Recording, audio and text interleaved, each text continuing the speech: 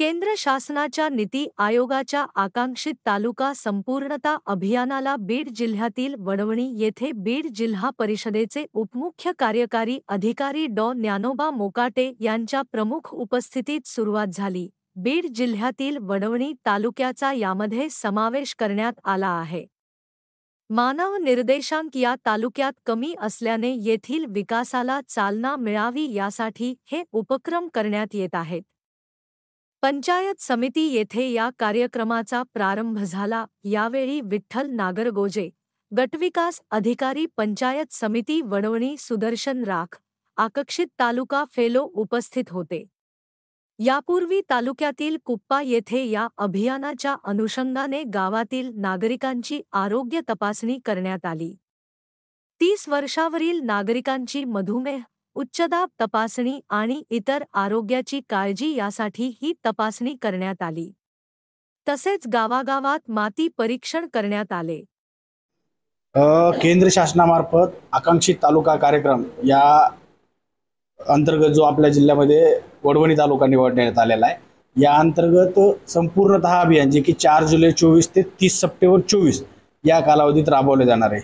या अभियान कालावधीत साधारणतः 6 इंडिकेटरवर आम्ही काम करणार आहोत, जसं की प्रसूतीपूर्व काळजी असेल, मधुमेह असेल, उच्च रक्तदाब असेल, अनुरूप आहार म्हणजे पोषण आहाराच्या संदर्भात असेल, किंवा सॉइल हेल्थ कार्ड म्हणजे माती परीक्षण असेल, किंवा जे बचत गट आहेत त्यांच्या रिव्हॉल्व्हिंग फंडच्या वाटपाच्या संदर्भात या 6 इंडिकेटरवर काम करणार आहोत। या अंतर्गत आम्ही वेगवेगळ्या प्रकारचे उपक्रम राबवणार आहोत, जसं की जनजागृती यात्रा असेल, प्रभात फेरी असेल, वेगवेगळे स्पर्धांचं आयोजन असेल, निबंध स्पर्धा असेल, रांगोळी स्पर्धा असतील, आणि जास्तीत जास्त लोकांचं उच्च रक्तदाब वगैरे यासाठीच्या स्क्रीनिंग हेल्थ कॅम्प आम्ही अरेंज करणार आहोत।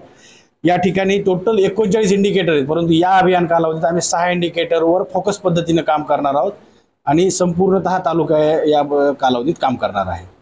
तर हा जो संपूर्णतः अभियान जे आहे, तर याच्या पाठीमागचा उद्देश काय आहे?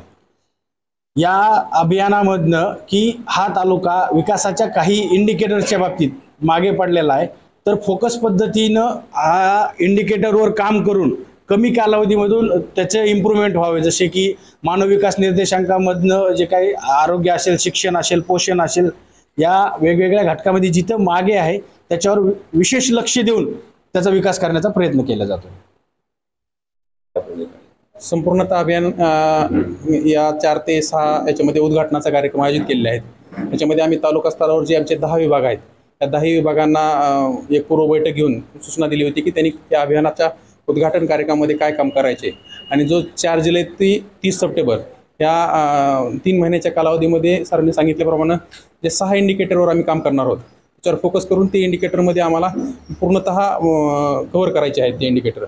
आज आरोग्य विभागाच्या विभागानं कुप्पा PSC मध्ये रक्तदाब तपासणी असेल, मधुमेह तपासणी असेल, यासारख्या तपासण्याचं कॅम्प हे कुप्पा या ठिकाणी आयोजित केलेले होते।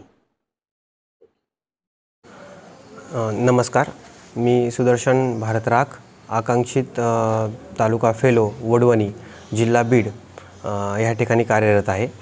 आणि आज कुप्पा येथे प्राथमिक आरोग्य केंद्र यावर संपूर्णता अभियान जे की आकांक्षित तालुका कार्यक्रमाच्या अंतर्गत होतं, हे यशस्वीरित्या पार पडलं।